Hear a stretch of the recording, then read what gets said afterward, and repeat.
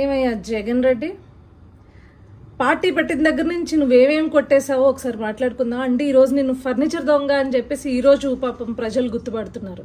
కాదు నువ్వు ఫస్ట్ నుంచి అన్నీ కొట్టేస్తూనే ఉన్నావు. దాని తాలూకా నువ్వు జైలు శిక్ష కూడా అనుభవించావు. అవి కాకుండా ఇంకేం కొట్టేసావు ఒకసారి మనం పూర్తిగా వివరంగా మాట్లాడుకుందాం. పార్టీ పేరునేమో శివకుమార్ అనే వ్యక్తి దగ్గర నుంచి కొట్టేశావు. అదేవిధంగా నీ పార్టీ యొక్క క్యాడర్నేమో కాంగ్రెస్ పార్టీ దగ్గర నుంచి కొట్టేశావు. ఆఖరికి నువ్వు నీ భార్య తాడేపల్లిలో ఉంటున్న కొంపని కృష్ణ గారి తమ్ముడైన ఆదిశేషగిరిరావు గారి దగ్గర నుంచి కొట్టేశావు. దాంట్లో ఉండే ఫర్నిచర్ని రాష్ట్ర ప్రభుత్వం దగ్గర నుంచి కొట్టేశావు. ఏ ప్రజానాయకుడైనా ప్రజల కోసం పనిచేస్తాడు, కానీ అదేంటో నీ యొక్క విలాసాలకి, నీ భార్య యొక్క విలాసాలకి రాష్ట్ర ఖజానా నుంచి ఖర్చు పెట్టి దండుకున్నావు.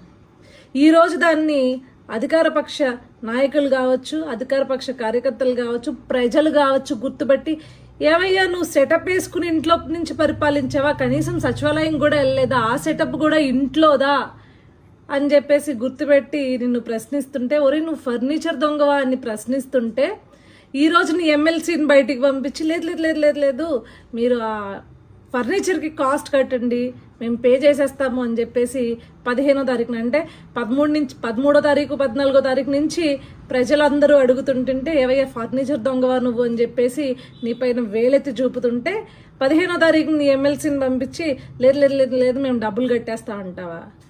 సిగ్గుండాలి. ఫస్ట్ నుంచి ఎవరిదోకూడదు ఏదో ఒకటి దొబ్బేస్తూనే బతుకుతున్నావు కదా జగన్ రెడ్డి.